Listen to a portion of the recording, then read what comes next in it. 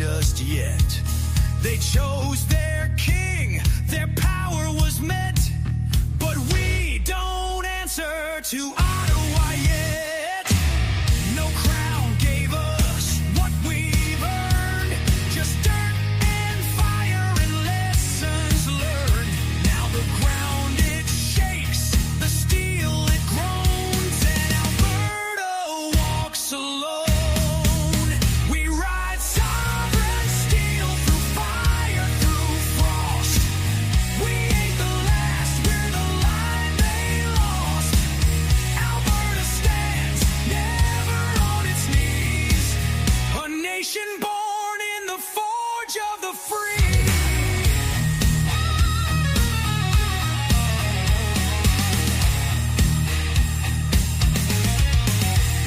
From the rigs to the rails, the crops to the code, we lit their streets, we bore their load.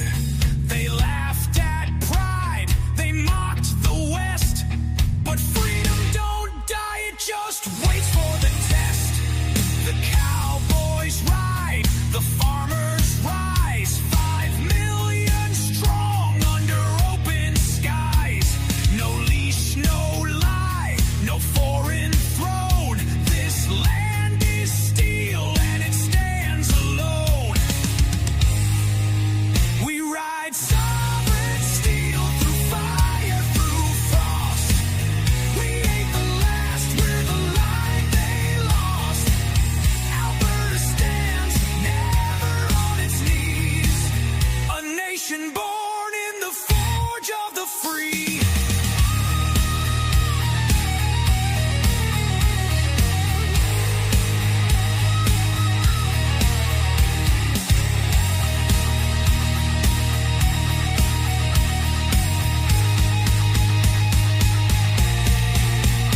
Can't kill the mountain, can't drown the plain, can't burn the spirit that won't be chained. He stares down east with a calloused hand and says, this time we draw the line in the land. We ride sovereign steel through fire, through frost. We ain't the last, we're the line they lost. Alberta stands.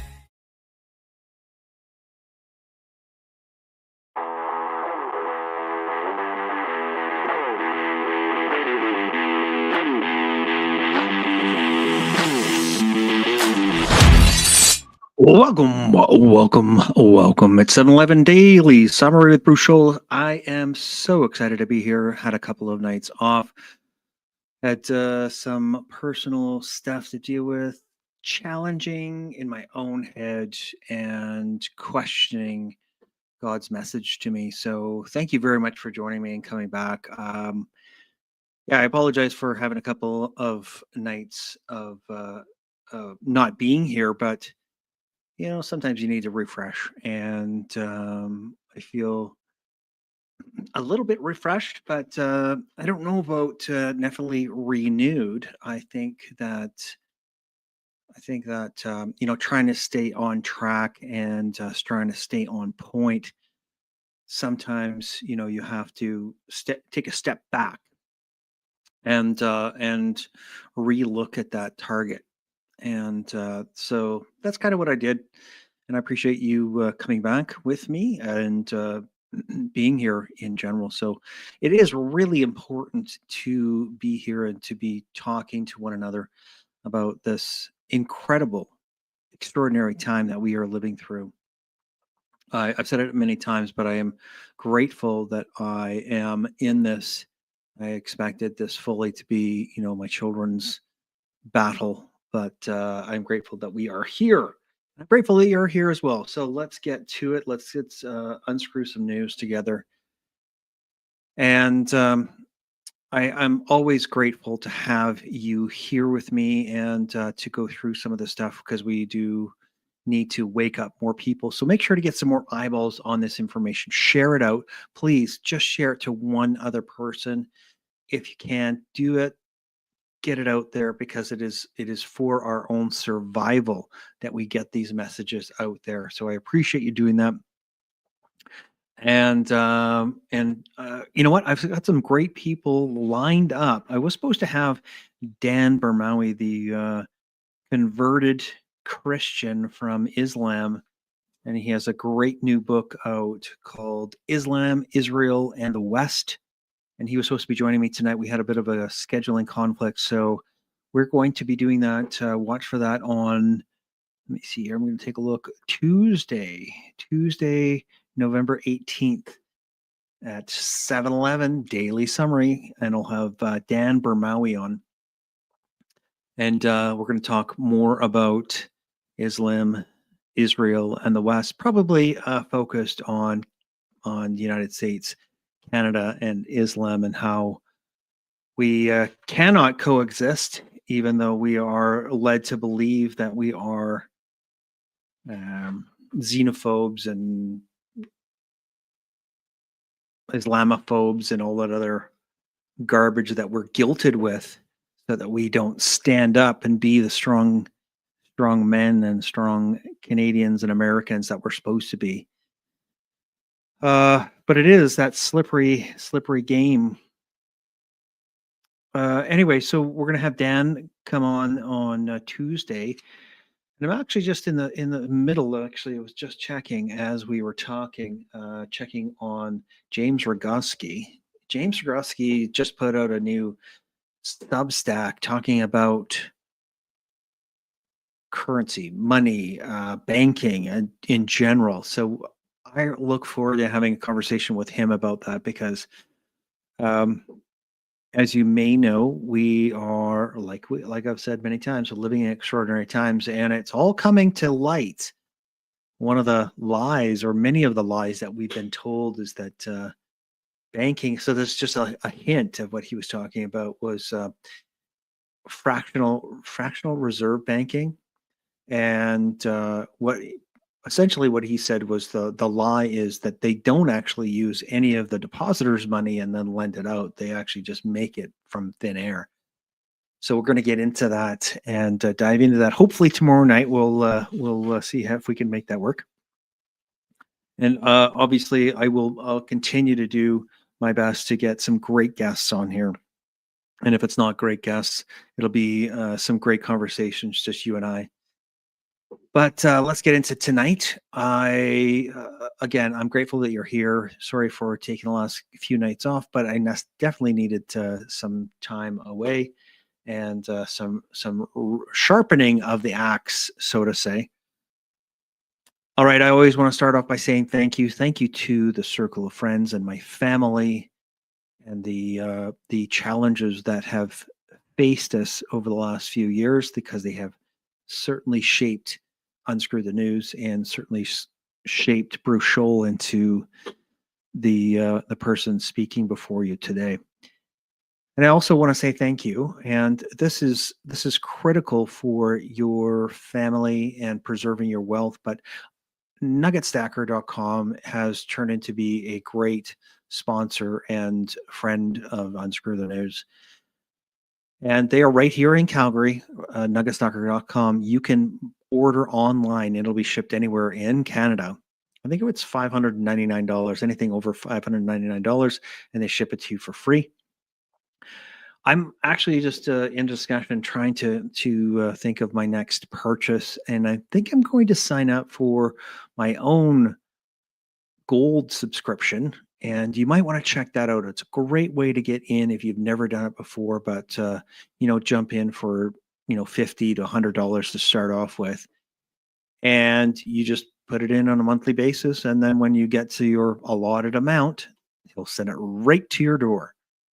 It's a great way to get in on gold and silver and protect your family's wealth, because, as you know, your money keeps losing. The money, currency, let's just say currency, keeps losing its value day after day after day, especially if you live in this crazy, absurd tyranny of a dictatorship here in Canada.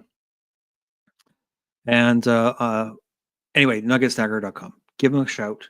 You can go through my website, which is unscrewthenews.com. You can also give them a phone call if you have any questions, 1-866-644-2121, and they'll hook you up with some gold and silver. Anyway, let's get into it. I'm coming to you from the heart of the Battle Verde Nation of Alberta, and we bring you truth and optimism. Our goal is to break free from the media and globalist mind control. It is November 12th, 2025. This is episode 217. I call this one Censorship, Psyops, and Canadian Conscription. Brace yourselves. Let's strap in and let's get into unscrewing some news. I'm going to bring this up here first.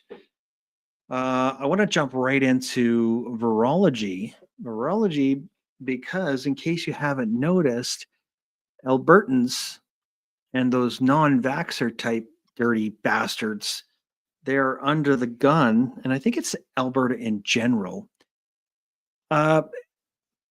It might be a coincidence, but you let me know what you think. I'll always look for your comments. I'd love to have an email from you. Reach out to me on Twitter, Rumble, BitChute, YouTube. You can comment there throughout the show.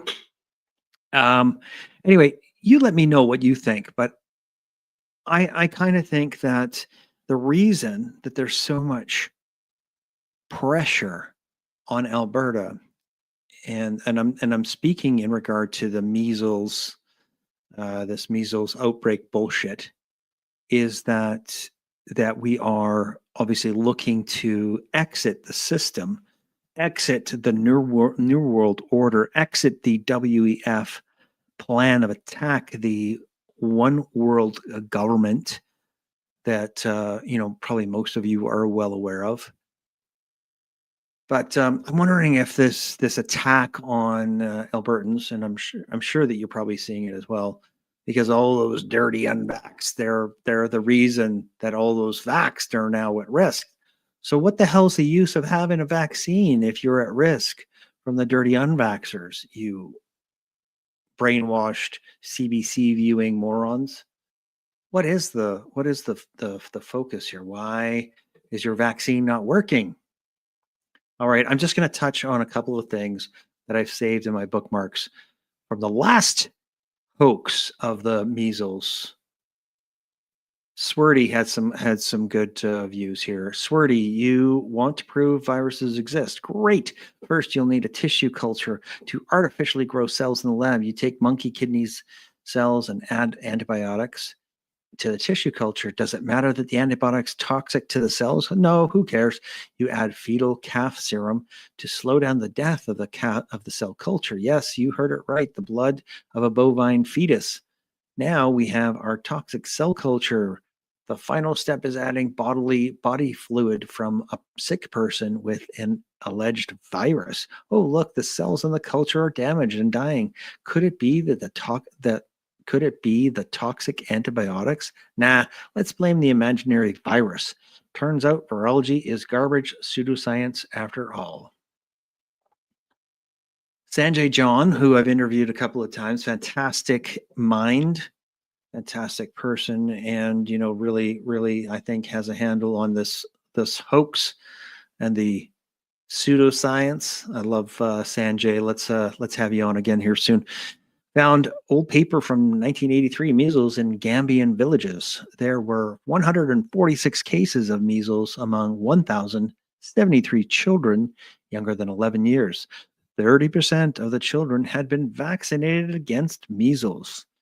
Get vaxxed and you still get measles.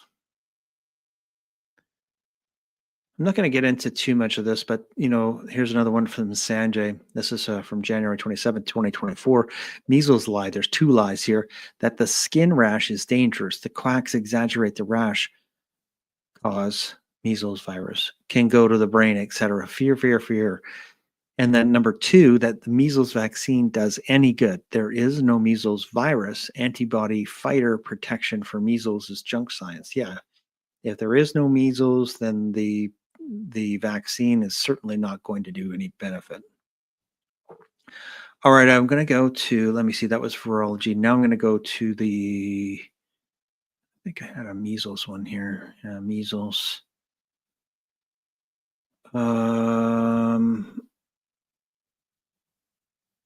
Oh, here's a good one. This one's from Viva Fry.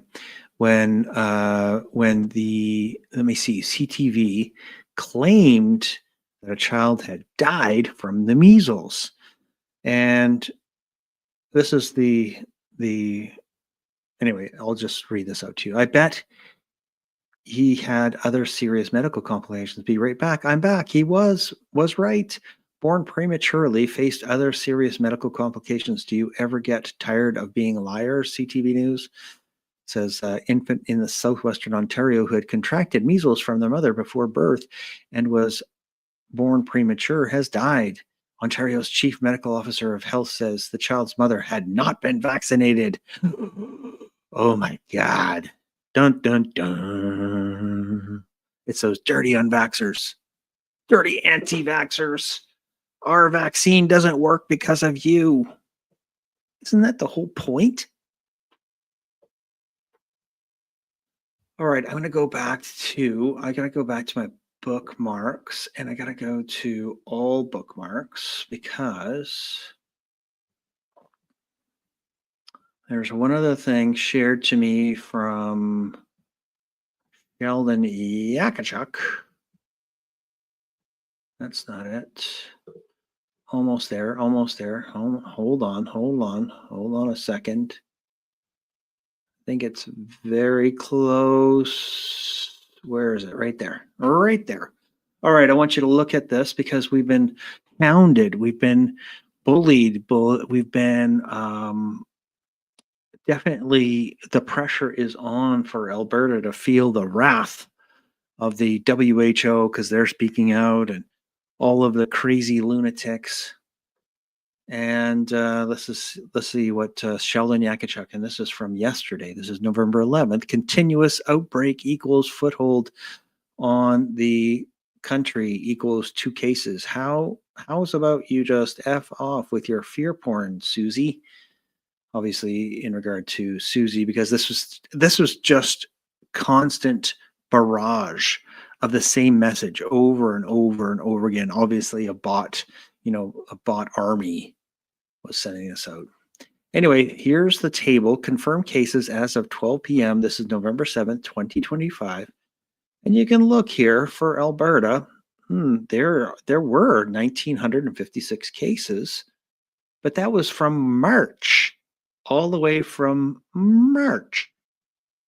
52 in Calgary. But look at this. Cases no longer communicable. 1,954. That means that there's actually two out of almost 5 million people in Alberta. So you think that this is really an issue? This measles issue? Certainly not. All right, that's what I want to say about measles because I think it's all pressure trying to keep Alberta from, continuing this independence push. I think it's trying to keep us from our sovereign dreams. And then we're going to move on to the next thing, and that was censorship. And I'm not far back here. I want to show you this because this was another theme that I saw in a number of countries. One of them being probably, I know the Ireland. Sorry, I'm going to go back and forth through some of this stuff right here. South Korea. South Korea. Some from disclosed TV news. South Korea's president tells police and civil officials that hate speech and misinformation spread on social media must be considered a crime that goes beyond the limits of freedom of expression and must be severely punished as it is a threat to democracy. This is a theme over the last couple of days for sure. I'm just going to, I'm going to go really fast here and see if I can find another one because a number of countries are doing the same thing. I probably did too much bookmarking today. Okay, this is just a little bit of a comedy, a little bit of a humor for us. Starbucks workers hoping to get paid more. My neck, my back, my paycheck is whack. My neck, my back, my paycheck is whack. My neck. Okay, I had to watch it, so you had to watch it now too. All right, let's see here.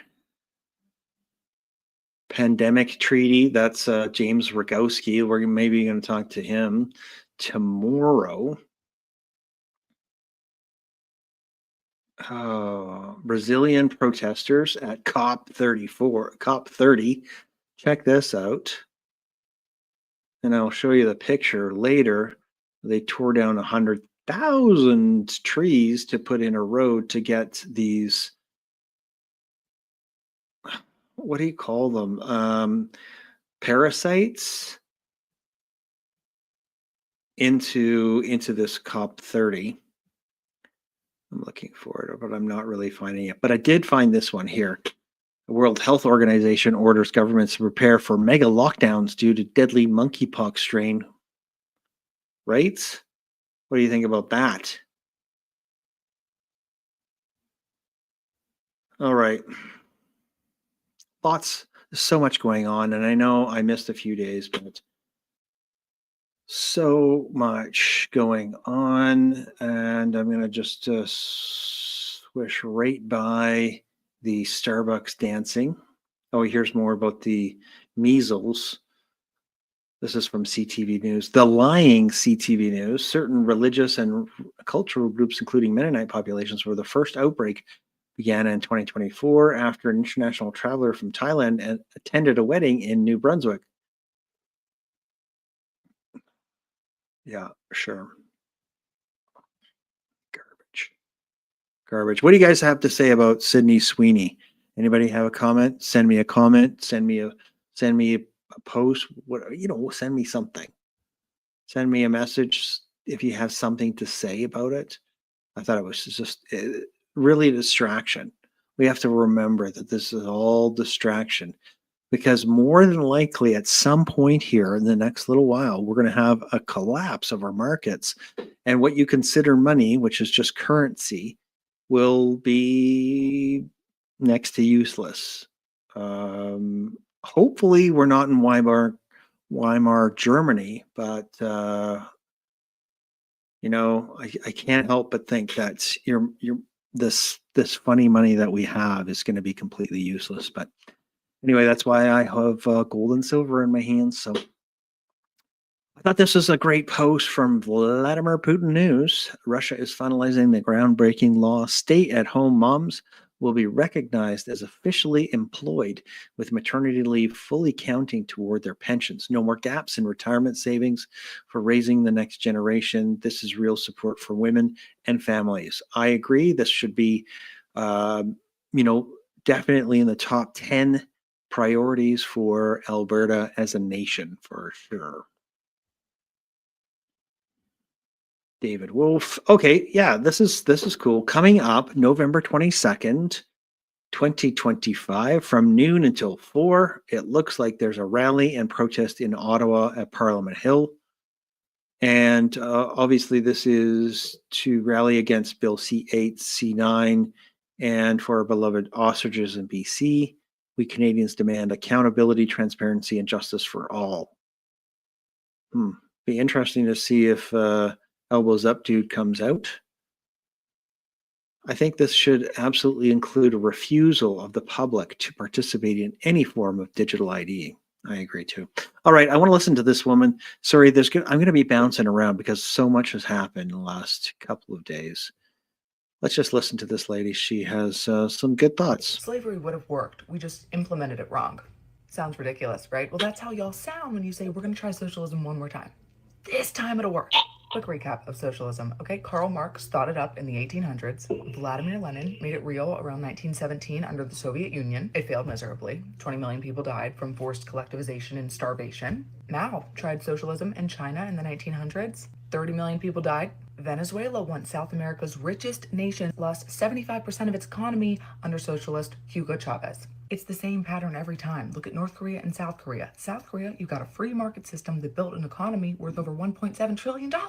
North Korea's socialist state leaves people literally living on less than $1,000 a year. Even Sweden tried full-blown socialism somewhat recently, state control, 80% tax rate, and that failed miserably, so then they freed the markets. It fails every time it's implemented, so why is the left so gung-ho for it? They're calling it a different name. They're calling it democratic socialism. D'Souza just calls it identity socialism. They basically fuse the old school Marxist collectivism with modern identity politics. So what's that mean? Everything is ours. It's not yours. It's not mine. It's ours. And you're the victim. And the tagline, tax the rich. But here's the problem. They're already taxing the richest of the rich 54% in some places. That's more than half their income. Some of you might think that sounds great. Bernie Sanders, for instance, proposed a 70% top tax rate. But here's the problem. The rich aren't the only ones seeing higher tax rates. You are too. History shows us that these taxes never stay at the top. They always trickle down to everyone else. I guarantee you, no matter what income bracket you're in, you're paying more in taxes overall than your parents were when they were your age.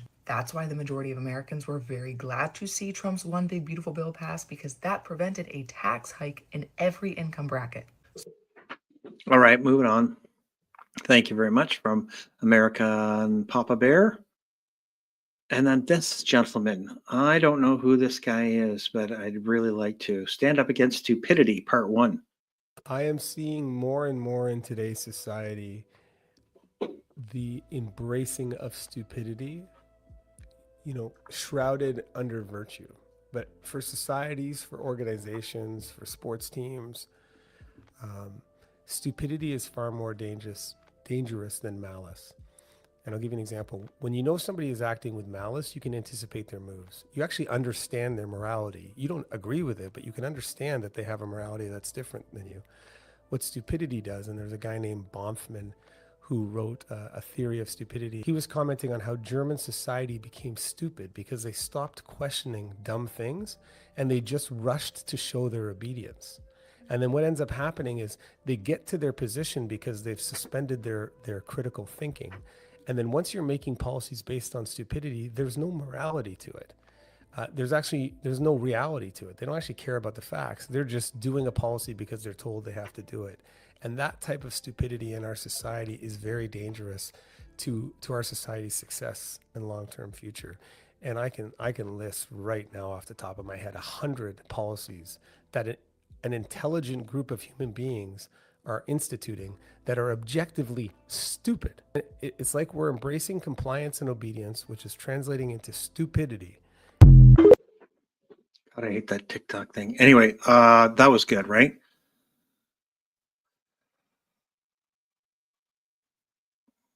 Sorry, I'm going to scroll through here because there's just so much to go through.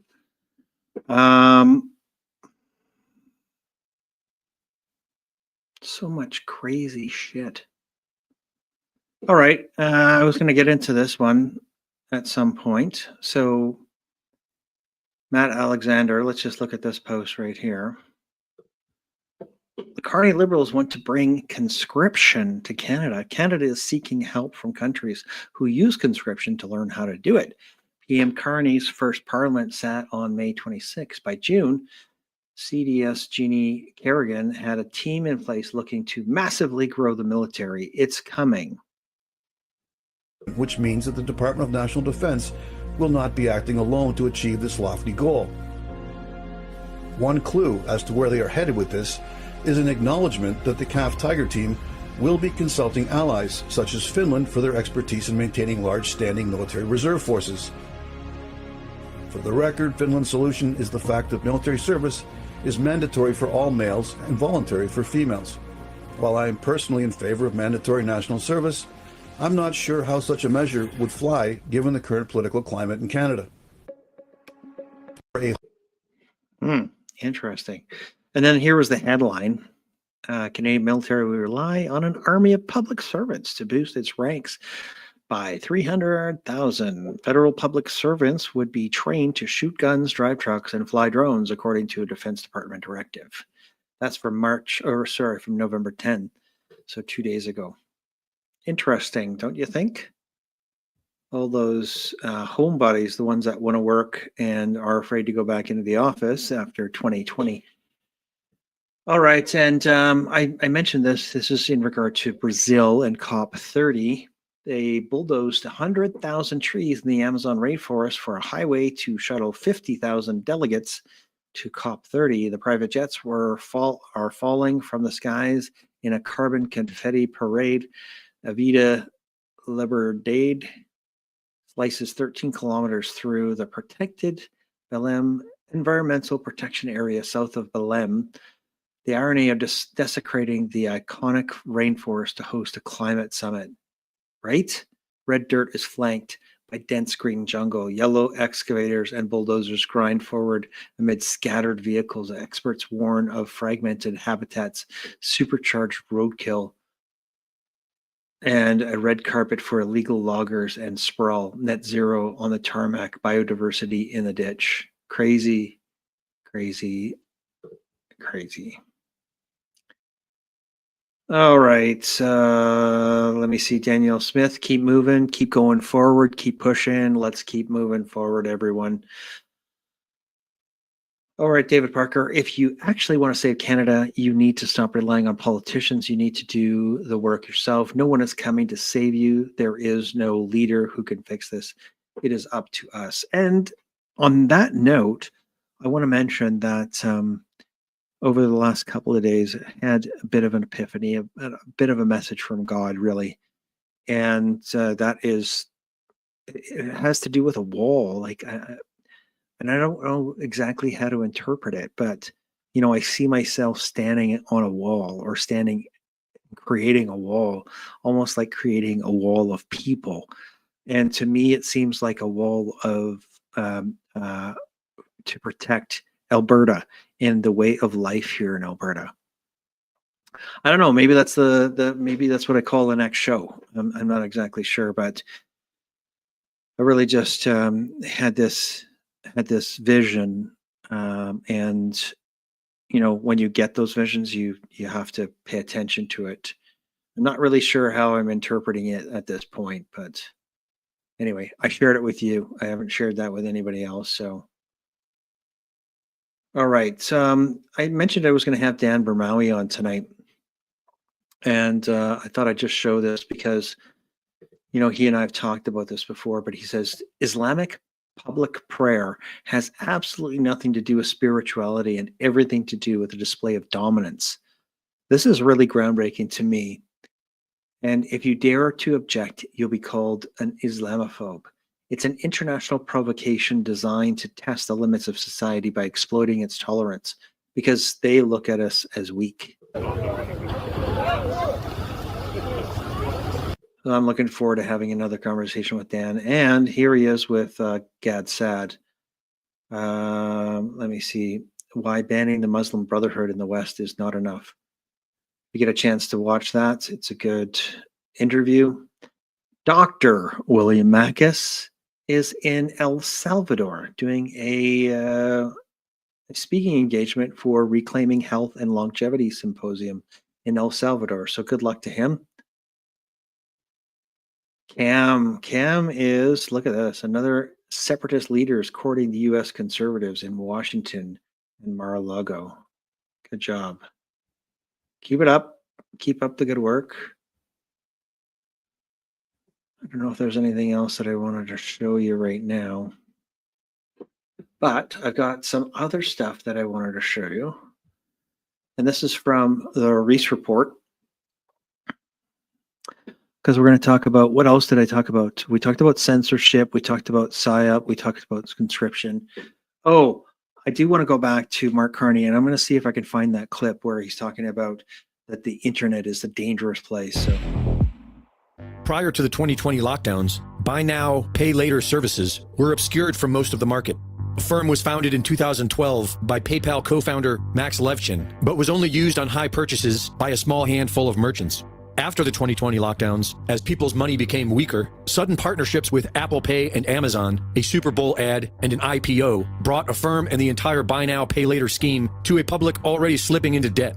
The first year saw an over 400% increase in people using buy now, pay later services to buy essentials, including groceries, gas, and paying their utilities. Starting in 2024, Affirm has been gradually rolling out its new requirement for biometric identification. Once again, this is the old-fashioned problem, reaction, solution scheme being deployed. Under the guises of safety and fraud prevention, the buy now, pay later industry will soon require biometric ID, and Visa is following close behind. Visa launched their payment passkey in 2024, which allows you to voluntarily make purchases with your phone's built-in biometrics. Visa aims to be biometric first by 2026. The international banking cartel has made it clear that this is where we are headed. It's the only way the crypto AI control grid can function. While many of us can clearly see this as a major upgrade for tyranny and an affront to human free will, many are perfectly content with an authoritarian state. The 2020 lockdowns seemed to have reinforced this. Tyranny and authoritarianism doesn't always look like what we think it looks like. They can go the 1984 jackbooted thugs with the boot on the face sort of tyranny, or they can go the Aldous Huxley Brave New Worlds, drugging people with soma and making them love their servitude kind of a tyranny. And either one is bad, but at the very least, when you have the 1984 police state, Big Brother kind of police state, at the very least, people know that there is a tyrant and they know that the boot is on their face. I think there probably is a point at which you've invested your identity so much in a certain political propaganda line that it would be very difficult for you to come back from it, which is why I think the COVID conversation basically disappeared so quickly, because so many people probably understood intuitively they'd been had, but no one wants to talk about it. An FAA waiver issued last March made it legal for government agencies and local police to operate drones beyond a visual line of sight and over large crowds of people here in the US. And since then, California company Skydio is now deploying its quadcopter drones in just about every major US city. These drones have thermal imaging cameras. They're operated without a human user, and they have been deployed by Israel since October 2023 to track, trace, and murder tens of thousands of non-combatant Palestinians. The very same drones used by the US Department of War to surveil its enemies, the same drones used by Israel to ethnically cleanse what's left of Palestine, are now being launched every day in most major US cities to track and trace every individual. The new financial system is now ready to be born out of the ashes of the old, and all that will be required in order to buy and sell will be your consent to the biometric digital ID. Greg Reese report. Yeah. All right. That is fascinating stuff. Looking for my next video here. And what else was it that I wanted to show you? In case you're interested, I'm going to show you this because we haven't talked about it in a while, but this great t-shirt, and there's a lot of other things, swag that I've got made, but this t-shirt you can get from, go right through my website, unscrewthenews.com, go to GDFN shirts, go to the logo and click on it and use the promo code unscrewthenews. You'll get 15% off, and you can buy these t-shirts for Christmas.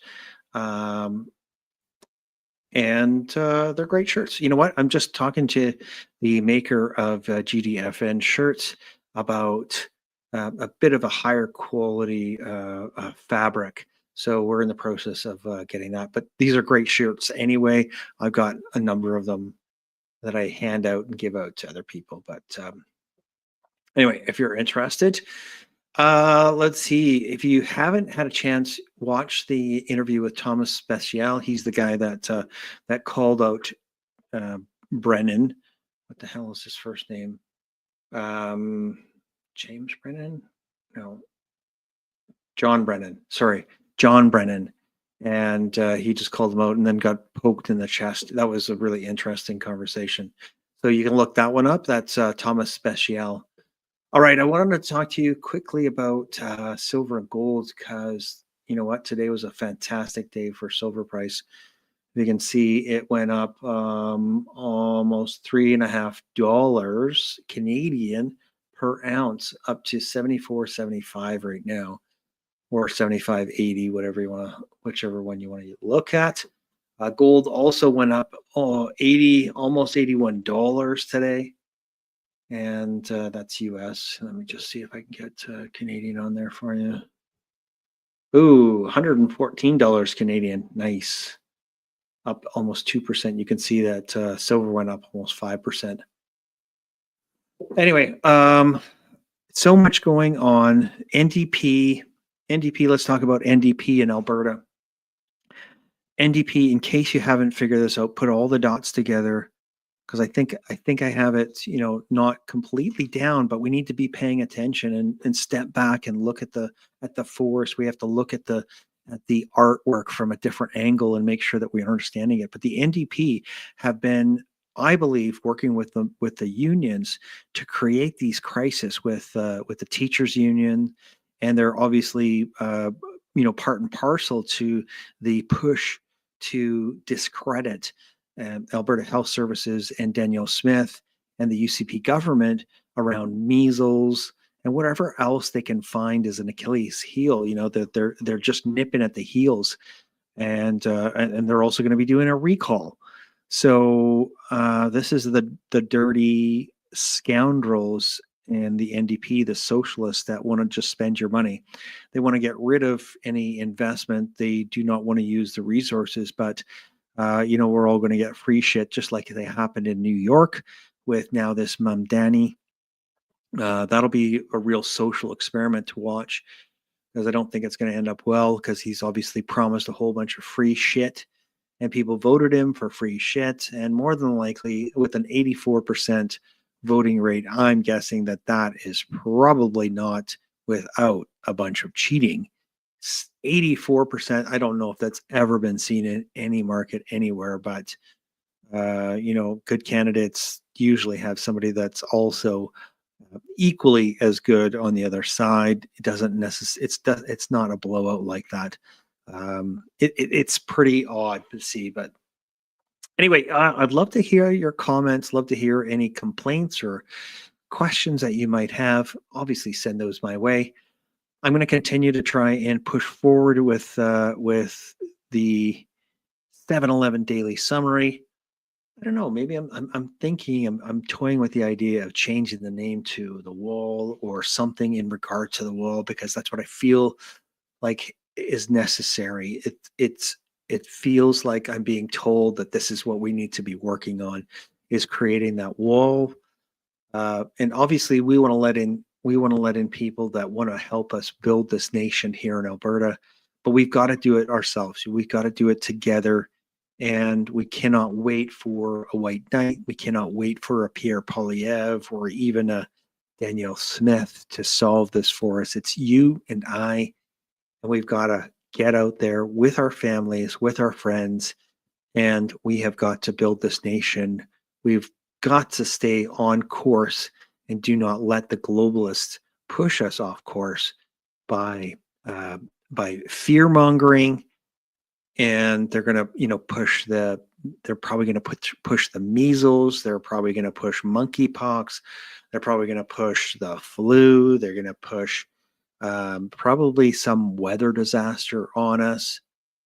And they'll try to crush us whatever way possible. But I want to let you know that I know that the Albertans that I know are the strongest, most competent, hardworking, entrepreneurial, pioneering, spirited people that I've ever met. And I've traveled a number of places, and I've always looked forward to coming back to Alberta. And